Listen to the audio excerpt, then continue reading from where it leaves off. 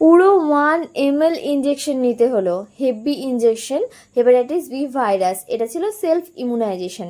তো হাই, আমি প্রিয়া। আজকে রেডি হয়ে ডিউটি যাচ্ছিলাম না, আজকে যাচ্ছিলাম বিপিএসসি, কারণ আজকে ছিল সেলফ ইমিউনাইজেশন। ওয়েদারটা তোমরা দেখছো, ওয়েদারটার কি অবস্থা। যদিও খুব জোরে বৃষ্টি পড়ছিল না, তার জন্য রেইনকোট পরিনি। আমি আর এই শিল্পা যাচ্ছিলাম আজকে সেলফ ইমিউনাইজেশন করতে। 3টে ডোজ, আজকে তার ফার্স্ট ডোজ ছিল। আর আমাদের বিপিএসসিটা কিছুটা এরকম লাগে দেখতে, দারুণ সুন্দর। আর আমি এখানে একটু হাত পা নাড়িয়ে নিচ্ছিলাম আর কি, কারণ ইঞ্জেকশন নেওয়ার পরে মনে হয় না হাতের আর সেই অবস্থা থাকবে। যদি এই যে স্লিপের মধ্যে আমি ধপাস করে পড়তাম, জানি না কী যে হতো। আর এটা হচ্ছে হেপাটাইটিস বি ভাইরাস, যার ভ্যাকসিনেশন।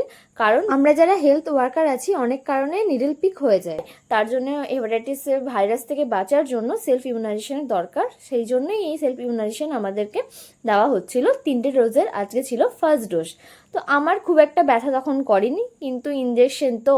আর এদিকে শিল্পা তো ভয়েই মরে যাচ্ছিল। মানে আমরা যখন ছোটো ছোটো বাচ্চাগুলোকে ইমিউনাইজেশন দিই বা যখন ভ্যাকসিন দিই, তখন তো আমাদের বেশ মজাই লাগে। নিজে নিতে গেলে বোঝা যায় শিল্পা ভীষণ ভয় পাচ্ছিল। ভয় সবারই লাগে, কিন্তু আমার একটু কম লাগছিল, কিন্তু ও তো ভীষণ ভয় পাচ্ছিল। কচি কচি বাচ্চাগুলোকে দেওয়ার সময় আমাদের ভীষণ মজা লাগে। মজা না, মানে যেহেতু দিতে হয়, কি করব, আমাদের উপায় নেই, এটা আমাদের কাজের একটা পার্ট। ওকে, চলো বাই, দেখাবে অন্য কোনো ব্লগে, টাটা।